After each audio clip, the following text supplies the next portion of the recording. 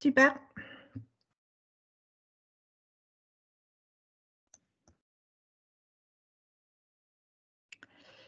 Alors donc bonjour et bienvenue dans cette toute première version bruxelloise du Club Power BI dans laquelle on va parler de modélisation Power BI et de Kimball.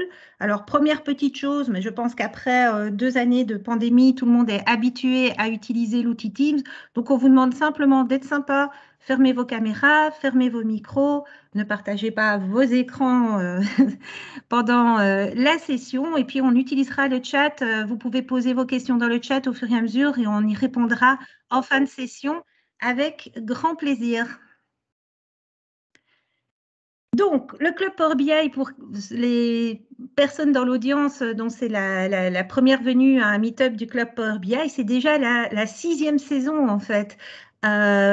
Donc, c'est un meet-up qui a été initié par Tristan et Jean-Pierre de Paris et puis qui s'est répandu comme le coronavirus un peu partout dans différentes villes de France, de Navarre et puis maintenant aussi de Bruxelles.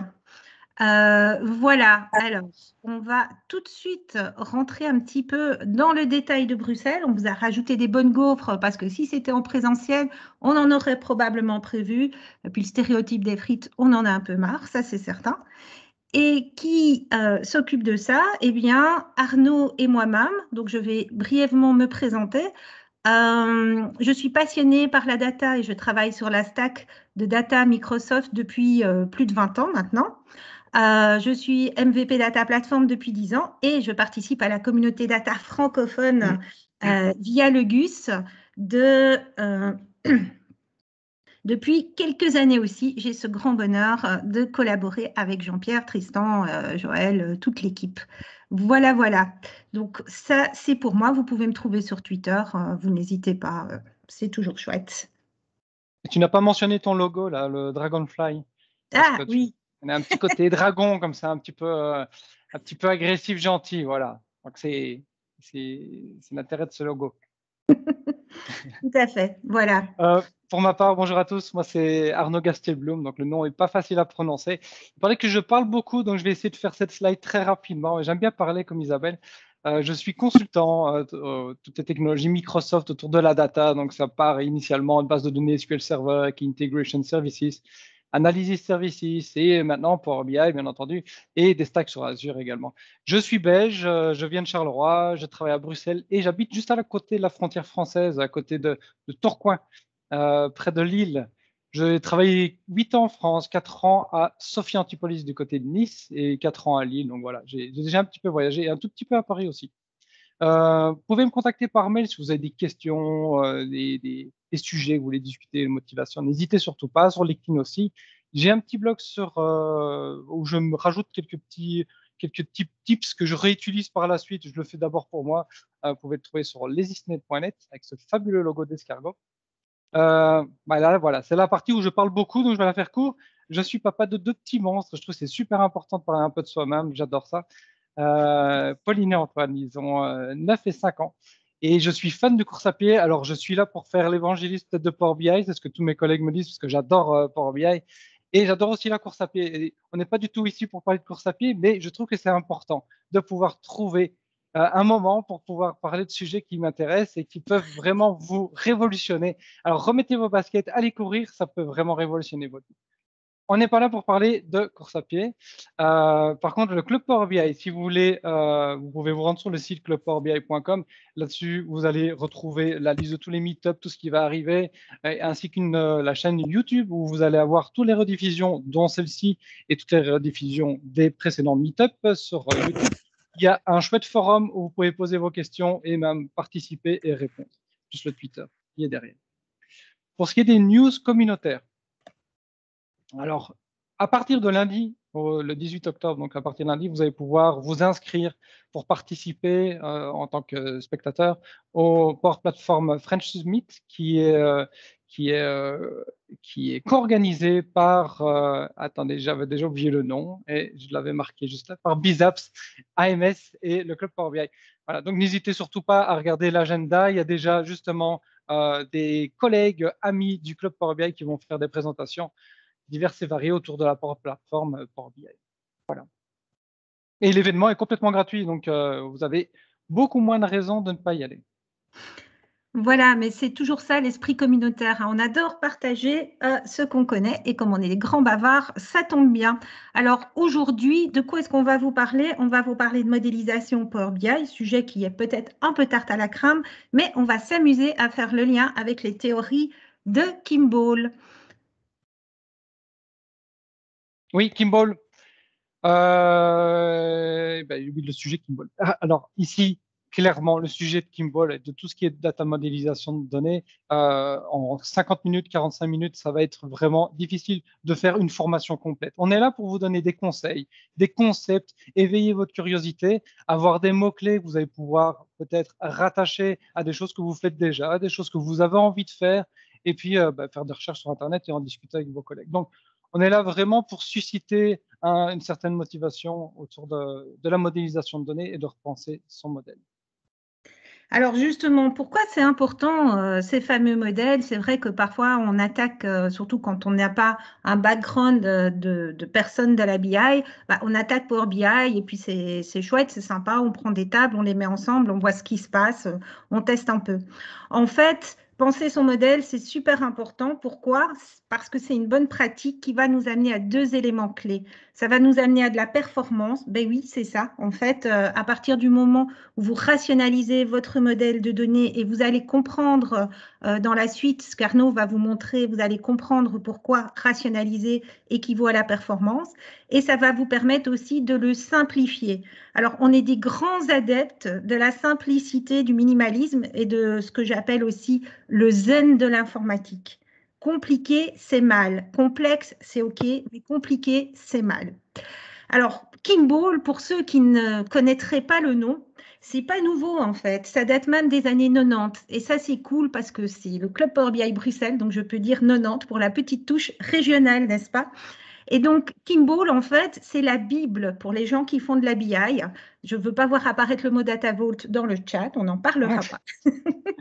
Mais voilà. Et donc, en fait, tous les concepts de modélisation qui fonctionnent bien, qui ont fait leur preuve depuis plus de 20 ans, 30 ans, sont dans un livre qui est un peu le fondement, un peu comme Le Seigneur des Anneaux pour d'autres communautés, c'est le Data Warehouse Toolkit. Donc aujourd'hui, ce qu'on va faire, c'est qu'on va prendre les concepts les plus populaires et vous les traduire dans Power BI. Et en plus de ça, juste à la fin de toutes les slides, quand vous pourrez regarder les slides par la suite, il y a plusieurs liens qui vous amèneront vers le livre en français. Il existe également en français ou d'autres articles. Donc, n'hésitez surtout pas à télécharger par la suite les slides pour regarder. Oui, comme elle le disait, donc effectivement, Power BI adore tout ce qui est Star Schema. C'est déjà un mot que vous avez peut-être déjà entendu, donc le schéma en étoile, Star Schema, et Power BI en est vraiment friand. Si je prends un exemple que je vois régulièrement, hein, au début j'étais surpris parce que c'est vrai que j'ai travaillé déjà avec des modèles en étoile, mais quand on travaille avec Power BI, on a amené à regarder, à reprendre des modèles qui ont été réalisés par des clients. Et un exemple tout bête, c'est toujours ce genre de modèle où les utilisateurs reprennent les tables du système source ou des fichiers Excel et après, au petit bonheur la chance, construisent leur modèle, construisent déjà ce qu'on peut appeler un data warehouse, parce que sans abus de langage, c'est déjà un endroit où on entrepose les données. Dans votre modèle Power BI, vous construisez avec du Power Query ou peut-être du SQL en amont, vous pouvez construire justement ce modèle et le restructurer. Et quand je prends un exemple typique de ce genre de modèle qui est qui contient divers tables, si on prend juste un exemple d'un utilisateur qui va filtrer des tables qui sont un peu tout azimut dans le modèle, ils vont les filtrer sur certains attributs et vont demander, par exemple, sur la table principale au centre, les sommes de montants de vente qui ont été réalisés en fonction de ces filtres. Eh bien, là, il va y avoir ce qu'on appelle une propagation de filtres qui va passer d'une table à une autre et qui vont à un moment donné, arriver à la table sales pour pouvoir effectuer justement cette mesure d'acte, hein, cette somme avec le contexte de filtre que l'on est en train de propager. Et c'est là où, pour les utilisateurs, ça peut devenir complexe si on a vraiment plusieurs tables, en fonction du sens des filtres que l'on a réalisés, de la fameuse petite flèche on va avoir cette possibilité de, enfin, ils vont se douter que cette table filtre l'autre table. Des fois, c'est pas toujours très clair parce qu'il y a trop de tables. Et quand vous développez, vous en tant que développeur du DAX, vous avez déjà peut-être des fois un peu de mal à comprendre le génie que vous avez mis dans votre mesure DAX. Alors, s'il y a plusieurs tables et des filtres qui s'appliquent sur plusieurs tables, des fois, ça devient peut-être un peu compliqué pour débugger, pour arriver à comprendre quel est le chiffre qui va derrière. Et niveau performance, cette propagation de filtre, eh bien, elle est coûteuse. Elle va prendre des ressources et elle va prendre plus de temps, surtout si on a un gros volume de table. Voilà les petits problèmes qu'on a quand on a ce genre de modèle.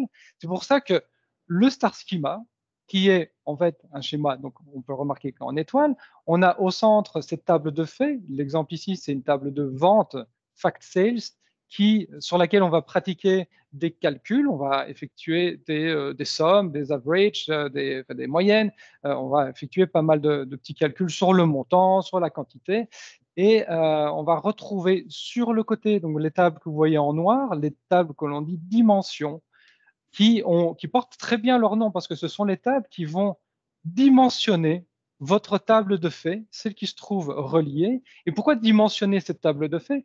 Parce que ce sont les tables qui vont attribuer, et le nom va être donné, attribuer une granularité, un grain à votre fact table. Si je prends un exemple d'un enregistrement dans la table de faits vente ici, eh bien, on suppose, et c'est le cas, qu'une vente est effectuée à un jour, d'où la dim date, pour un produit, par un client, dans un magasin et potentiellement par un vendeur s'il y a quelqu'un à la caisse ou s'il y a eu un bon de commande derrière. Et toutes ces tables reliées à la table de fait seront là pour être filtrées, regrouper les données à l'affichage, mais vont donner cette granularité et cette unicité, j'aime ce mot, le mot unicité, de la ligne de table de fait.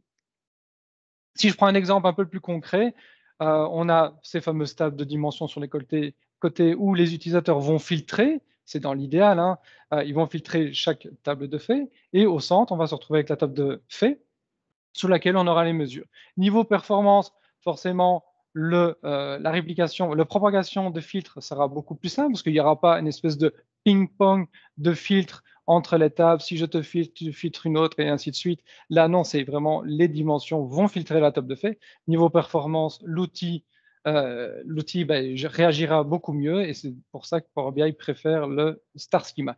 Un autre gros intérêt, c'est la réutilisation de vos dimensions. Si je prends un exemple de gestion de stock, ça peut très bien être un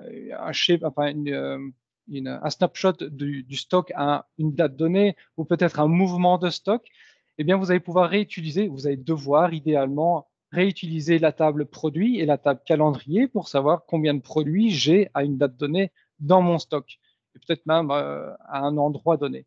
Et là où il y a toute la magie qui peut s'opérer, et j'aime ce mot magie, c'est lorsque vous aurez plusieurs tables de faits, et en l'occurrence ici les ventes, les stocks, vous allez pouvoir les mettre de visu dans vos rapports, dans vos mesures d'actes, vous allez pouvoir faire un ratio, vous allez pouvoir afficher, tiens, pour telle date, tel produit, j'en ai vendu autant et j'en ai eu autant en stock. Et c'est là où ça devient intéressant. Admettons, vous avez une gestion des ventes pour vos vendeurs, vous avez des objectifs de vente par trimestre, c'est une autre table de fait.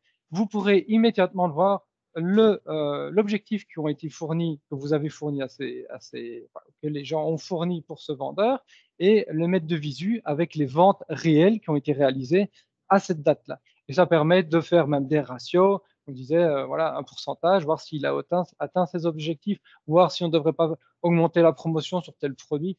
Là, vous pouvez mieux manager votre modèle. Que dans un modèle, comme on a vu initialement, ça devient plus complexe. Un sujet technique, avant d'aborder les différentes manières de modéliser, c'est la surrogate key. Surrogate key, c'est une clé, surrogate, une key plutôt, clé, qui va aller remplacer une clé. Et pour comprendre le principe de clé, j'ai parlé et j'avais mentionné tout à l'heure la granularité d'une fact, mais il y a également la granularité d'une dimension. Si je prends l'exemple d'une table calendrier, on va essayer de lui donner, et encore un mot-clé, on va lui attribuer des business keys. Et la business key du calendrier, on peut supposer que c'est la date. Parce qu'une ligne de ma table calendrier correspondra à une et une seule date, d'où l'unicité de la ligne. Si on est sur une table client, on aura peut-être un code client qui assurera cette fameuse unicité sur le code client. Et ces business keys, elles peuvent être multiples. On peut les associer et avoir des clés composites où on va devoir avoir deux ou plusieurs clés. On aurait par exemple, imaginons, on a un code client 52 qui se trouve à un client qui est à Paris et 52 un client qui se trouve à Bruxelles. Peut-être que le client à Paris s'appellera Toto et à Bruxelles, ce sera Tata. Ce seront deux personnes complètement différentes. Et donc, pour les différencier, on ne peut pas conserver uniquement ce code client. On va devoir l'associer avec le code du magasin, admettons, les associer et le faire devenir comme étant deux business keys pour cette table. Et c'est là où l'intérêt technique est de créer ces fameuses surrogate keys, c'est qu'on va créer une clé qui va supplanter, qui va remplacer ces deux clés composites en une seule. On va en faire devenir une clé technique que l'on va idéalement en faire un numérique, quelque chose d'incrémental qui va commencer de 1 et qui va passer de pas de 1, donc 1, 2, 3, 4, 5, 6, jusqu'à autant d'éléments que vous avez dans votre table pour assurer techniquement également l'unicité de cette table. Je vais vous faire une petite démo ici pour vous montrer, si vous en avez besoin, mais qu'il est possible de réaliser cette clé dans Power BI avec du Power Query. Et je reprends le contrôle de ma souris. Voilà.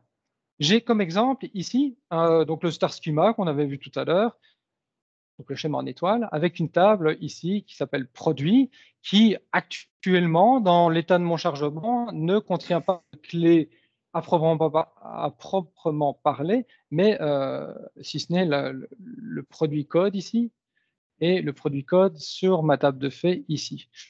On souhaiterait, et là l'exemple est vraiment minimaliste, on souhaiterait relier cette table à la table, donc la table product à la table sales. Actuellement, vu qu'on sait que l'unicité est sur product code, on peut très bien le drag and dropper et ça fera l'affaire. Mais c'est juste pour vous montrer qu'il y a moyen, si vous avez des clés composites, de le créer et de faire cette jointure. Ou si pour des raisons de performance, vous voulez prendre un champ numérique, si vous avez beaucoup de données, c'est quand même mieux de faire une jointure sur un champ numérique que de faire sur des codes qui pourraient peut-être prendre 60 caractères et prendre plus d'espace mémoire. Donc, cette table actuellement non liée, je me rends, et je vais essayer de faire un petit zoom pour que tout le monde voit, je me rends dans le Transform Data. J'ai la version en anglais, donc comme j'aime dire à mes amis français, je suis un peu le Jean-Claude Van Damme de la BI. J'emploie toujours des termes en anglais et je les francise quand je peux. Donc voilà, ne soyez pas étonnés. L'idée ici, c'est sur cette table, on est déjà content de l'unicité. On sait déjà qu'une colonne contient une ligne, c'est un product code. Mais vous pouvez très bien ajouter ici une colonne. Dans Add colonne, vous avez le index colonne et vous allez pouvoir créer une colonne qui va commencer à partir de 1 sur un pas de 1. Quand je dis le pas, c'est que c'est l'incrément qui va passer de 1. Et voilà, vous avez une colonne automatiquement réalisée. Pour des raisons d'éthique, je l'appellerai PK parce que c'est ma primary key, ma surrogate key, et ça fait beaucoup de keys. Donc la business key code a été transformé via un système de surrogate key parce qu'on a fait devenir technique. Je le transforme en primary key parce que c'est elle qui est vraiment la clé primaire de ma table. Et je l'appelle le PK product. Voilà, et j'en suis content. Maintenant, je reviens sur ma table de fait. Et vraiment, le cas est simple. Je me dirige vers Home, je prends Merge Query, je vais faire une jointure. Ce qu'on aurait fait en SSIS, pour ceux qui font du SSIS, on aurait fait un lookup pour aller chercher la donnée, soit. Je vais me rendre donc sur cette table. Je choisis mon produit, parce que c'est là où je vais réconcilier mes données sur base du product code. Forcément, vu qu'on est sûr de l'unicité de produit, on est certain aussi que les données de ma table sales ne vont pas être dupliquées, parce que c'est important. Si vous avez deux produits avec le même code, vous allez dupliquer vos éléments de sales. Et je vais cliquer sur OK en gardant le left outer join. Une colonne est créée. Ici, je choisis ma PK product et je le renomme, non pas PK ici, parce que ce n'est pas la primary key de cette table-ci, mais c'est une foreign key. C'est une clé qui pointe justement vers la table produit.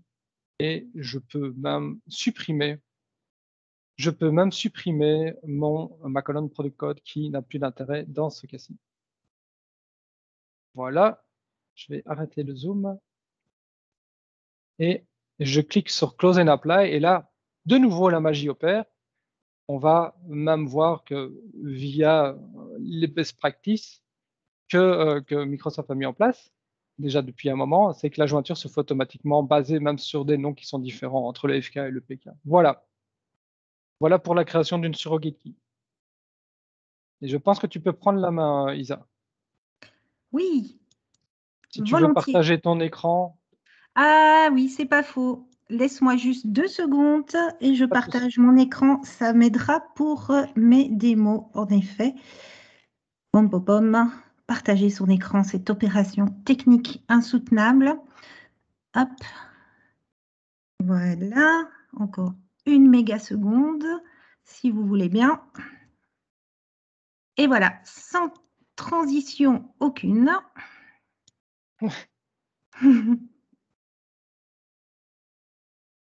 Vous devriez voir mon écran. Et donc, à présent que nous avons parlé relations et clés avec Arnaud, nous allons passer à nous intéresser d'un peu plus près aux dimensions et à des dimensions particulières.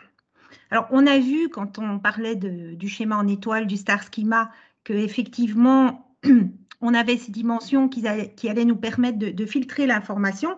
Et là, il y a la question du snowflake qui se pose, d'ailleurs, qui a déjà été posée dans le chat. Alors, ce qu'on appelle les snowflakes, c'est quoi? C'est quand votre étoile commence à ressembler à un flocon de neige à cause d'une très mauvaise habitude.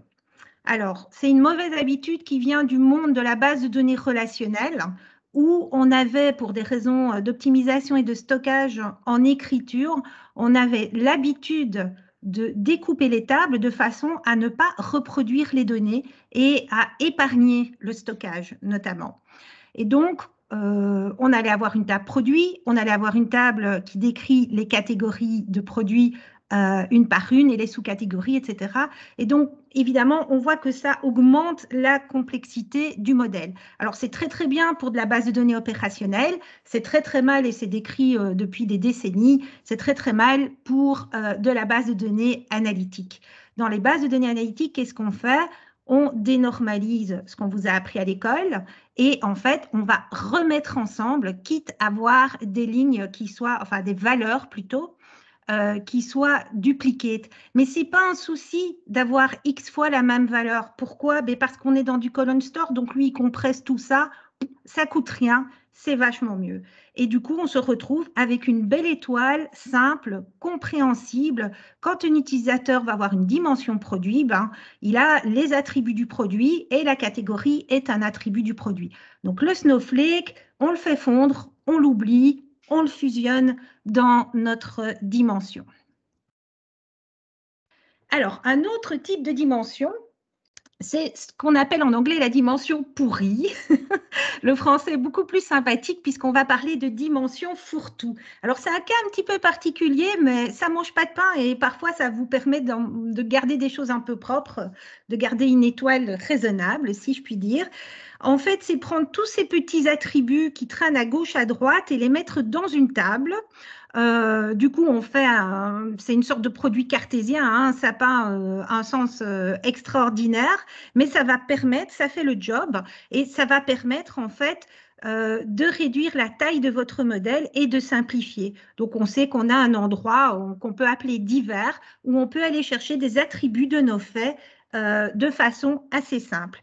Et donc, contrairement au nom junk dimension, c'est vraiment une bonne pratique. Alors, décidément, on continue dans les noms sympas, puisqu'ici, maintenant, on a la dimension dégénérée, hein, ce qui fait un petit peu...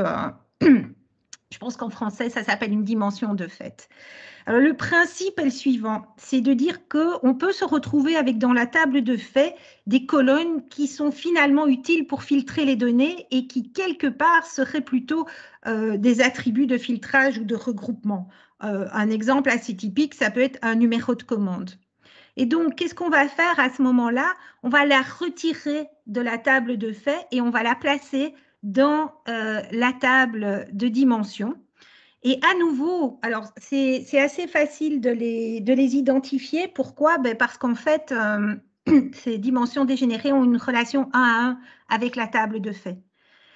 Et ça va permettre de faire une petite cure d'amaigrissement à notre table de fait, puisque certaines de ces colonnes vont être déportées dans cette dimension qu'on a dégénérée, décidément. Je suis en train de faire des nœuds pendant que je parle.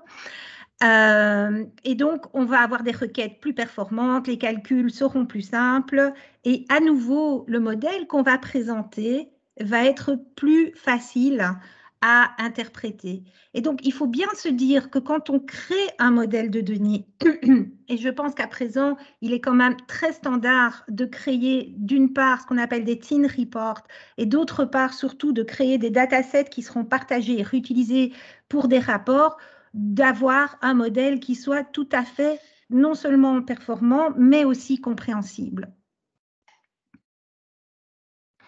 Alors, après ces dimensions diverses et assez simples à mettre en place, on va passer au niveau 2 avec une petite gourmandise de la modélisation Kimball, c'est ce qu'on appelle la role-playing dimension. Donc, si vous aimez les jeux de rôle, c'est le moment de vous concentrer. Le role-playing dimension, apparemment en bon français, ça s'appelle la dimension de rôle actif. Donc, il faut savoir qu'en Belgique, nous, on a l'habitude d'utiliser tous les termes anglais. Hein, donc, il ne faut pas nous en vouloir si dans l'audience, il y a des gens qui viennent de France et qui se disent, bon, enfin, ces gens utilisent des drôles de mots. La dimension ou la role-playing dimension, en fait, c'est quand on se retrouve dans une situation, et l'exemple tout à fait typique, c'est avec les dates, où on va pouvoir filtrer des faits de façon différente.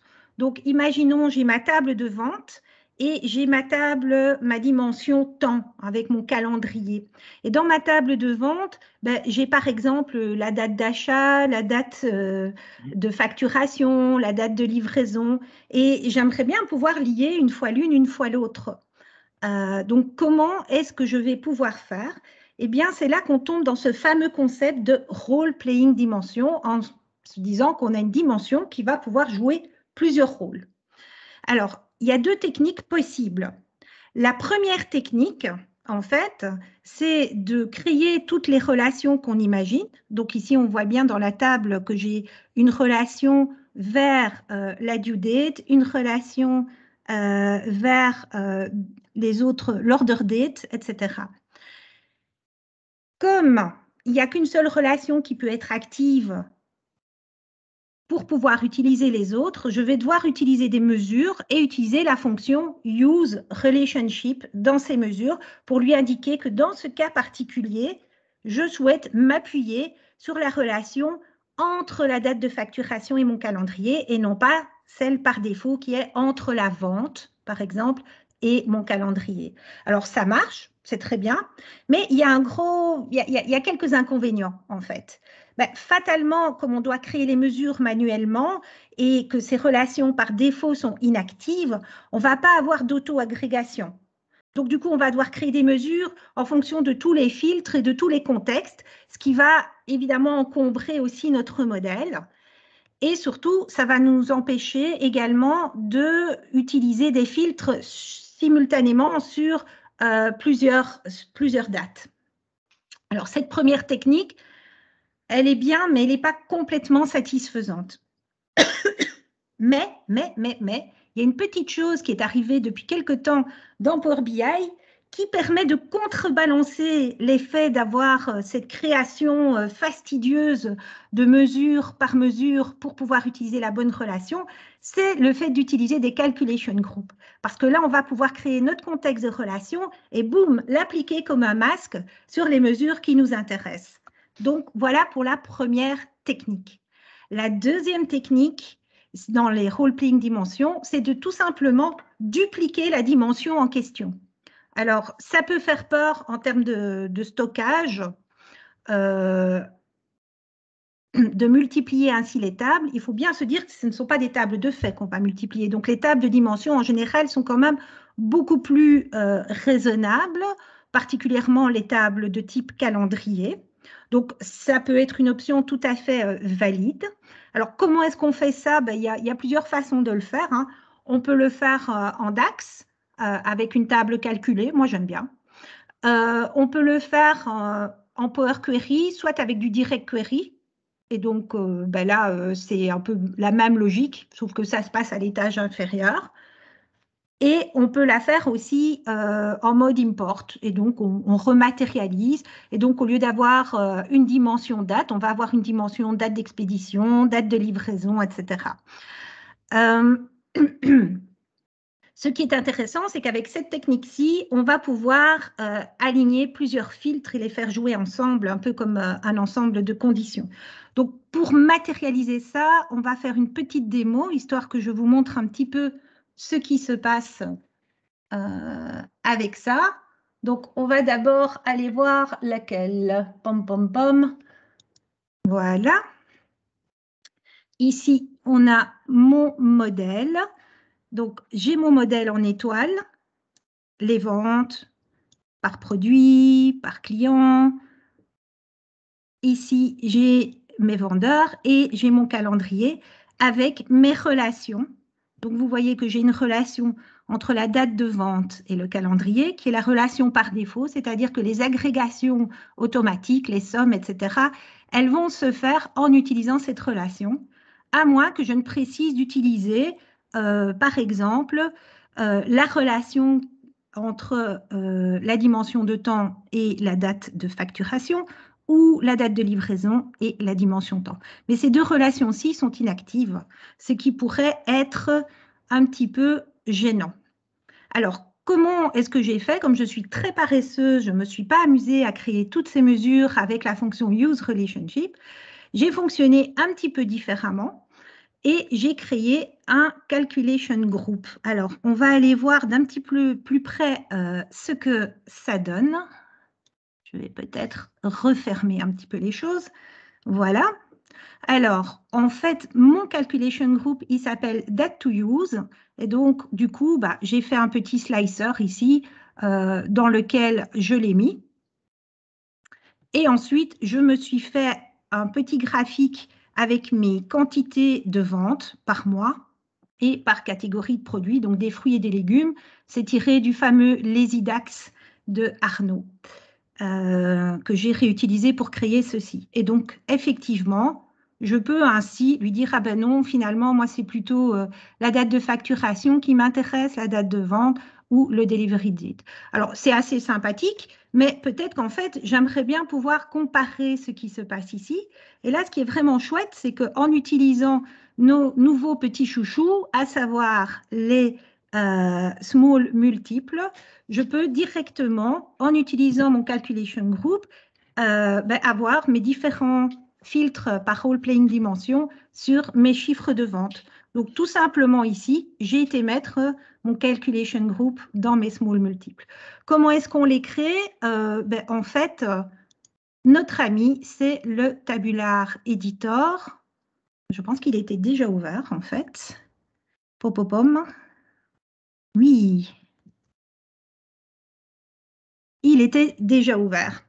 Et donc là, j'ai créé effectivement un calculation group et c'est assez simple parce que tout ce que je souhaite, c'est créer ce masque pour utiliser la bonne relation au bon moment, ce qui dans la vie est quand même fondamental, n'est-ce pas? Pour celle par défaut, je lui dis juste, tu l'appliques sur la mesure sélectionnée, donc je ne mets rien d'autre, donc ça reste le comportement par défaut. Sur la date de livraison, je lui dis, sur la mesure qu'on sélectionne, quelle qu'elle soit, tu vas utiliser la relation sur la date de livraison. Et idem pour la facturation. Et donc, en faisant ça, c'est magique, j'arrive à ce petit résultat. Donc ça, c'est la première technique. C'est chouette, c'est élégant, ça marche bien. Grâce au Calculation Group, on n'a plus besoin de multiplier les mesures. C'était ça le principal reproche qu'on faisait à cette technique-là. Pour la deuxième technique, qui a également ses points forts, on va aller jeter un petit coup d'œil. Il faut juste que je tombe dessus. J'ai l'impression que je n'ai pas les... C'est bizarre, je ne le vois pas. Ah si, il est là. Voilà, voilà. Donc ici, j'ai travaillé un petit peu différemment puisque, en fait, j'ai créé 3 versions de ma dimension et chacune d'elles a une vraie relation active avec sa clé équivalente au niveau de la table de fait. Alors pour créer ça, c'est vraiment pas fatigant. Je vais me mettre ici sur ma table dans une Schtroumpfette. Voilà. Et vous voyez, on fait bêtement un calculate table et c'est parti. On pourrait encore se donner le luxe de filtrer ou de faire des petites choses en plus, éventuellement, pourquoi pas, mais là, c'est vraiment tout bête, tout stupide. Voilà, donc j'ai choisi de le faire en DAX. J'ai un autre modèle où je l'ai fait en Power Query, mais le modèle qui est ici est tellement petit que, en termes de taille de fichier ou autre, ça n'a pas d'impact monstrueux. Alors, regardons un petit peu ce que ça donne. Ben, ici, du coup, voilà, je crée mes graphes. Ben, chacun, en fait, vous voyez, va chercher dans le calendrier qui va bien, puisque j'ai 3 calendriers à disposition. Alors, ça peut être sympa quand on a présenté, pourquoi pas, pourquoi pas. L'avantage de cette solution-ci, c'est qu'elle permet de faire ça, c'est-à-dire que je peux utiliser chacune de mes dimensions pour cumuler le filtrage en disant je recherche les commandes qui ont été vendues entre telle et telle date, livrées entre telle et telle date, etc., etc. Donc il y a certaines opérations qui seront plus faciles à faire. Alors maintenant, qu'est-ce qu'il est important de retenir par rapport à ces techniques-là?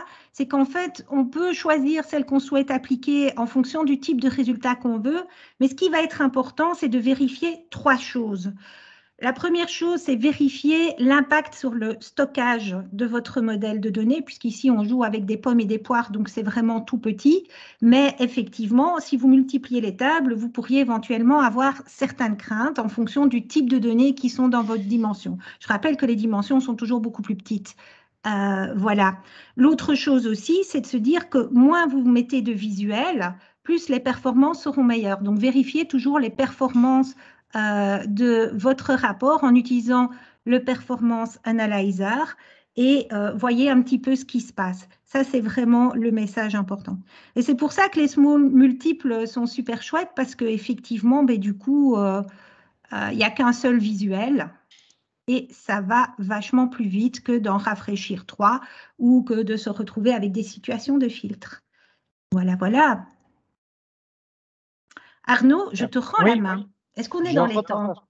On est dans les temps. J'ai l'impression, on est dans les temps. Il y aura même une petite session de questions. Je Super. vois que dans le chat, il y a déjà Tristan qui répond à déjà beaucoup de questions, donc on aura moins de questions à répondre. Je remonte mon bureau. Hop là, est-ce que vous voyez mon écran? Oui. Et je partage les slides. Merci Isa. Alors, un gros topic, et je vais encore le dire avec la voix de Jean-Claude Van Damme, c'est le Slowly Changing Dimension, qui est en français les dimensions à évolution lente, si je ne me trompe pas.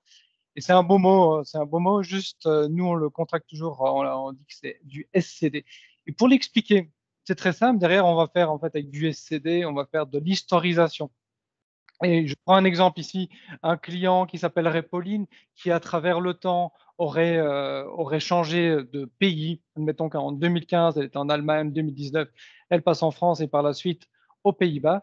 Eh bien, on va, dans notre modèle, on va essayer à la demande, s'il y a un besoin d'historisation, on va essayer de représenter les données pour qu'on puisse avoir cette historisation et qu'on puisse toujours lier à la bonne personne au bon moment. Et il y a il y a plusieurs types de SCD. Je ne vais en citer que 2. Pour la simple et bonne raison que donc, il y a le SCD type 1, SCD type 2, il y a le 3, 4, 5, 6, il y en a plusieurs.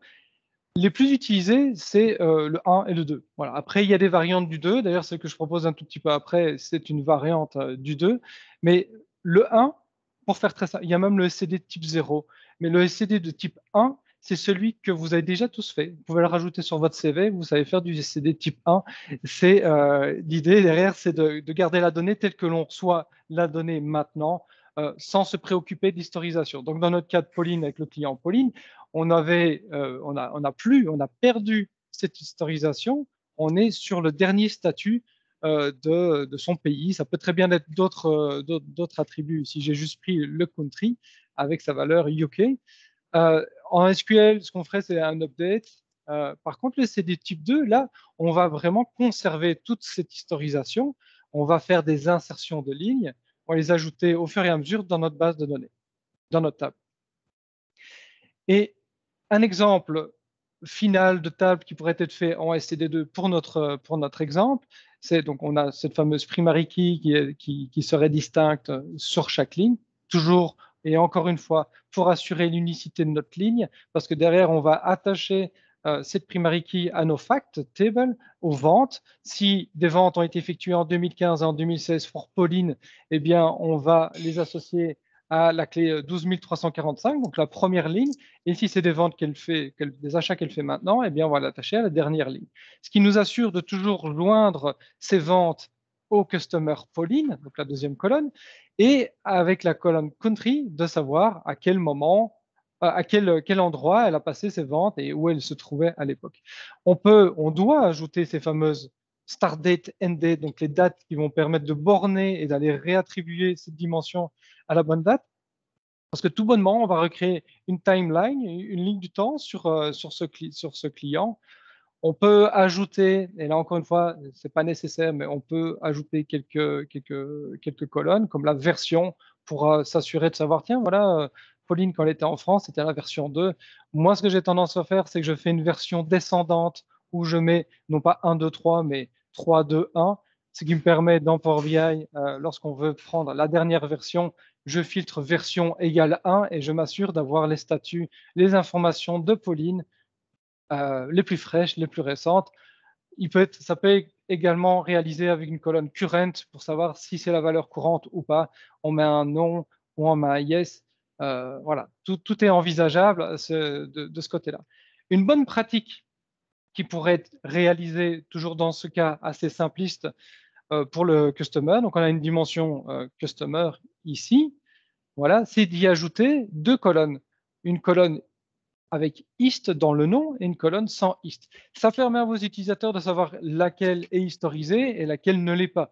Ça paraît simple comme ça, mais à l'usage, ça peut vraiment faciliter la compréhension de l'utilisateur.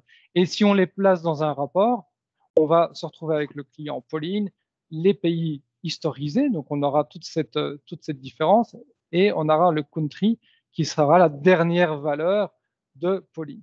Et ça permet, vu que toutes les lignes de fait vont être attachées à ces lignes de dimension, ça permettra à Power BI, si on glisse country, la version non historisée, tout va être regroupé sur UK. Donc, on aura même les ventes qui ont été passées lorsqu'elle habitait en Allemagne, parce qu'on veut juste savoir quelles étaient les ventes, quelles sont les ventes pour cet utilisateur qui maintenant habite en UK.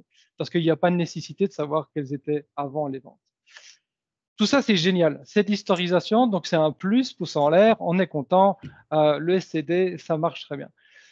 Moi, je n'ai pas envie de rentrer dans des discussions sans fin. On peut en discuter après, il n'y a pas de souci, mais j'en ai déjà beaucoup parlé avec des collègues. Moi, je suis assez mitigé sur le SCD. Et je vais commencer par le dernier point, c'est déjà la compréhension de l'utilisateur. Le fait de comprendre que des données sont historisées, des données ne sont pas historisées, c'est pas toujours très clair pour nos utilisateurs qui, des fois, butent sur d'autres problèmes qui nous paraissent très simples, mais ne fût-ce que l'interaction entre les tables ou même les mesures. Si on a fait des mesures qui relèvent du génie civil, ça devient ça peut devenir complexe s'ils ne savent pas si c'est une donnée historisée ou pas historisée. Donc, il va falloir les coacher, les former pour comprendre ça. Et des fois, il y a un réel besoin de réaliser du SCD. Et du coup, il faut le faire, voilà, parce que c'est une demande, c'est un besoin. Et ce que je vois des fois, c'est que par l'ingénierie, les gens se disent oh, génial, je vais le faire, je vais faire du SCD, mais l'utilisateur, il n'en a pas vraiment demandé. Donc, j'essaie d'éviter, toujours dans le principe de minimaliste que Isabelle a mentionné tout à l'heure, je propose d'abord les choses simples. Et puis vient une autre question, c'est la mise en place. Et la mise en place, et c'est ce qui fait peur, c'est lorsqu'une donnée change dans le système source et qu'elle n'est pas historisée là-bas. Si on n'a plus de traces dans le système source que Pauline habitait en Allemagne et puis en France, cette donnée, lorsqu'on fait un refresh en Power BI, elle est perdue.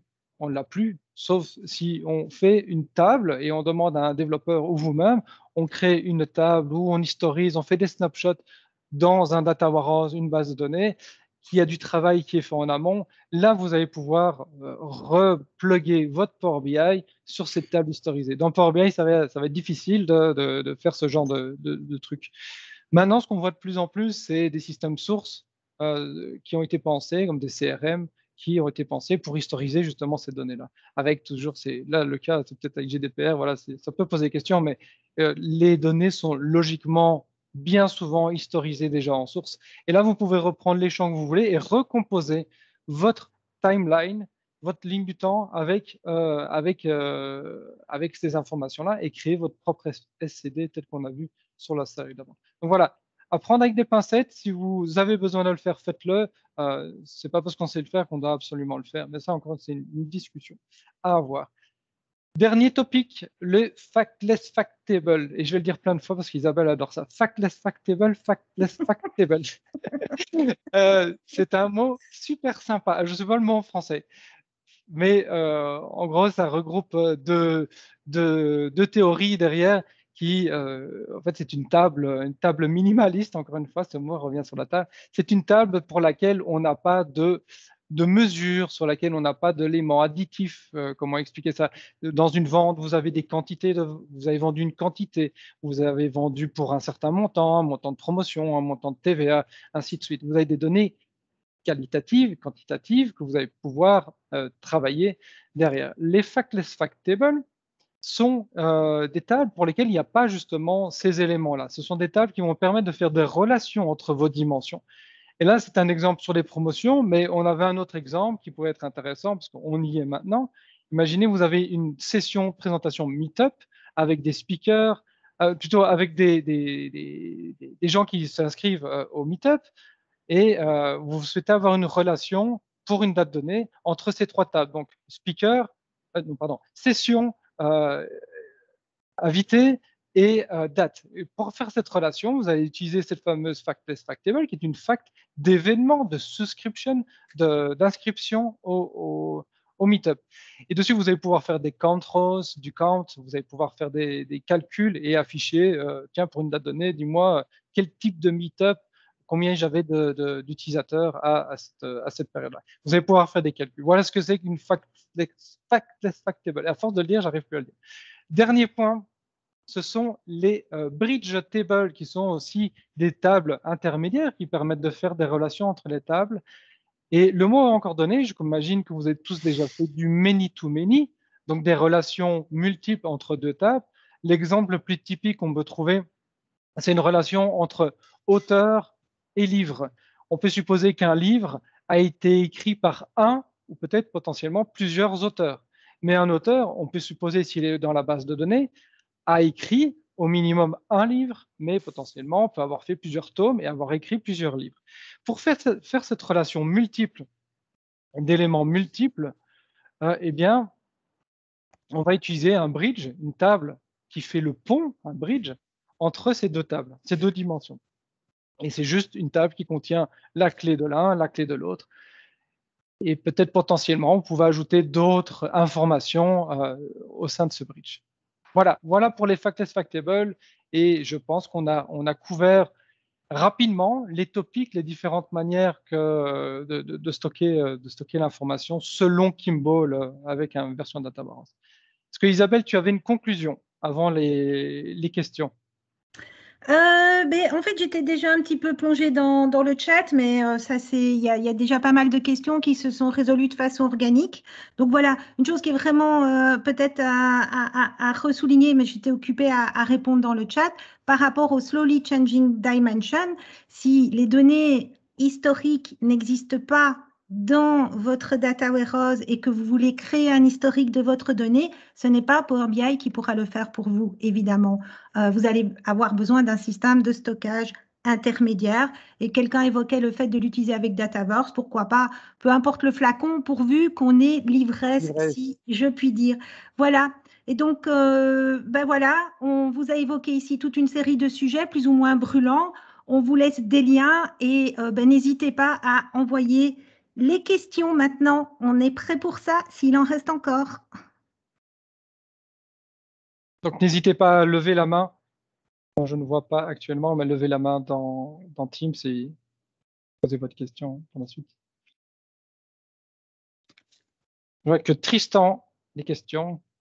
Je te laisse gérer, Isa. Alors, on nous demande si, je vais les repasser, je ne sais pas s'il faut les repasser en revue depuis le début, puisque elles ont été adressées. Par contre, il y a une question qui vient encore d'arriver ici. Est-ce qu'on a un lien qui traite les cas des multi-table facts ou des bonnes pratiques? Je peux essayer d'en trouver un. Je ne pense pas qu'il y en a un spécifique dans... Non, parce que c'est assez ouais, plus Power BI a ses propres techniques aussi pour Alors, gérer ça. je Mais on vois, peut rajouter un lien. Je vois une main levée chez Anne-Gaëlle. Donc, bah oui, vous pouvez ouvrir votre micro pour la question si vous le souhaitez. La question était... Vous m'entendez? Est-ce que vous m'entendez? Oui, oui, très bien. Okay. La question était assez haut dans le chat, mais c'était quand on a une hiérarchie produit. Donc, on a notre table produit, notre hiérarchie produit, on a tout mis ça dans une même dimension, on est content. Mais finalement, on a des ventes qui sont faites au produit, on a un budget qui est fait à la hiérarchie produit. Finalement, comment vous modélisez cela dans votre cube? Est-ce que ma question est claire? Vous voulez que je la répète? Les deux sont au niveau Non, produit. justement, En fait, il y a pas des la granularités le différentes. budget, elle a la catégorie, par exemple. Ah, si. Attendez, parce que tout le monde parle en même temps là. Oui, non, mais c'est ce que je disais. J'ai répondu dans le chat. Il n'y a pas de bonne pratique à proprement parler. Selon moi, tout dépend toujours du besoin et du nombre de catégories qu'il y a. J'ai proposé une solution. Je sais que Tristan, je vois qu'il déjà il a la main levée et je pense que c'est pour me tomber dessus. Mais voilà, c'est une chose que je fais et qui peut paraître vraiment sale, mais s'il n'y a pas énormément de rubriques, c'est de créer. Et je sais que ça me donne des nausées à certains moments, mais c'est de créer ces fameux enregistrements dans la table produit qui sont avec une clé inversée, qui commencerait à partir de -1 jusqu'au -2, et d'aller créer ces fameuses fausses données, moi j'appelle ça des demi-data, qui permettent de justement réconcilier dans produit Ah, justement, t'aimes bien. Mais il y en a d'autres, il y a plein d'autres solutions. Mais quand c'était sur un petit subset de données, parce que le problème, c'est qu'on peut avoir des objectifs sur un sous-produit, d'autres sur un sous-sous-produit, et là, ça devient compliqué, et ma solution n'est plus adaptée, du moins plus compliquée. Mais si on réutilise au maximum ces conteneurs, et je sais qu'Isabelle n'aime pas ce mot-là, mais qui sont des dimensions, on peut vraiment réutiliser et essayer de les user, si possible, au maximum, pour pouvoir les réutiliser avec d'autres facts. Moi, j'aime garder cette dimension produit, donc recréer des éléments dans cette table qui forcément ne reprendraient pas les spécificités d'un produit, donc son nom, ses informations personnelles, mais juste les sous-produits. Voilà. Je ne sais pas si l'explication, il faudrait le dessiner. Je ne sais pas si l'explication peut être satisfaisante. Tristan, tu as d'autres. Un petit blog post, hein, Arnaud, un Oui, petit ça peut blog être pas post sur mal. le sujet. Hein, Tristan, tu as d'autres solutions ou plus parlantes? Alors, effectivement, à la base, c'est moi qui avais posé la question sur le chat, parce que c'est une question qui revient souvent Oui. chez les utilisateurs. Et comme le dit Jean-Pierre dans le chat, il y a plein de solutions possibles. Il n'y a pas forcément de meilleure solution, ça dépend je pense, du contexte. Il y en a d'autres, hein. D'ailleurs, C'est ça qui est génial. on avait fait un meet-up à Paris avec Peter Myers où il avait proposé une autre solution que celle que tu proposes pour modéliser ça. Moi, j'utilise le many-to-many pour préserver une dimension. Enfin, il y a plusieurs solutions possibles, mais c'est intéressant justement d'en débattre et de voir un peu la créativité que les développeurs Power BI peuvent avoir dans ce qu'ils proposent en fait. Tout à fait. Alors, il y a encore une question ici, et d'abord une remarque très très juste de Jean-Pierre, hein, qui nous dit bien qu'il y a souvent différentes solutions en modélisation. Moi, ce que j'aimerais passer comme message, c'est que ce qui est important, c'est qu'il y a deux choses à préserver. Une chose à préserver, c'est la simplicité et la convivialité d'usage, hein, d'utilisation de votre modèle, c'est une chose. L'autre chose, ce sont les performances malgré tout. Surtout si vous travaillez dans des capacités type premium, à un moment quand même, vous allez peut-être toucher le fond. Donc, bien garder ça en vue. Ensuite, il y a encore une question Merci Jean-Pierre. Utilise. Oui, bon, bref, on l'oublie, c'est vendredi. Et pourtant, nous n'avons pas bu de bière avant cette Non. présentation. Alors, on me pose la question aussi, tiens, ici, les 2 dates dans la table de fait, quelle est la meilleure solution pour faire une jointure? Ben, c'est exactement ce que j'ai expliqué avec la role-playing dimension. Est-ce qu'il y en a eu, je vous ai montré 2 techniques. Est-ce qu'il y en a une qui est une meilleure pratique que l'autre? Ben là aussi, il n'y a pas de réponse nette et immédiate. Si vous dupliquez les tables, vous allez augmenter le stockage. Si c'est un modèle qui n'est pas trop important, ben ça peut être bien parce qu'après, vous bénéficiez de l'auto-agrégation organique, on va le dire ainsi. Sinon, vous pouvez tout à fait travailler avec les calculation groups. Ça demande un petit peu plus de travail de modélisation, mais c'est super chouette à mettre en place. Par contre, vous perdrez la possibilité d'utiliser les différentes dimensions de date pour faire des filtres complexes. Voilà, résumé en 3 phrases. Il y en avait plusieurs, hein, des phrases. Dis donc, tu ne vas pas te mettre à compter. Je crois qu'il va être temps de faire le mot de la fin et de remercier tout le monde en tout cas pour sa participation. Donc, on a hâte de faire la prochaine, mais ce ne sera pas avant janvier, je pense. D'ici là, En tout cas n'hésitons pour pas. Bruxelles. Oui, pour Bruxelles, bien sûr. Hein. Il y en a quasi, il y a tous les mois, toutes les semaines, des meet-up du Club Power BI Oui. avec des tas de sujets. Ça peut aller du retour d'expérience à des sujets sur la visualisation. Ici, on est dans des détails de modélisation, de la performance, du DAX, hein, le petit dada de Tristan, par exemple. Voilà. On a hâte aussi de pouvoir vous rencontrer en vrai, pourquoi pas en janvier, on verra bien selon les conditions virulentes du moment.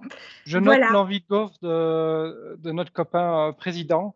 Qui, Ah oui, oui, oui. Voilà. Oui, oui, Donc, il tout faudra qu'on. Allez, le voilà, allez, on parle de gaufre, ça y est, il monte sa tête. Ah ben, on a oublié de mettre la recette des gaufres dans les liens, en fait. Ça, c'est Ouais, bien ouais, ouais. embêtant. Voilà. En tout cas, merci à tous. Jean-Pierre, on te laisse un petit mot de fin.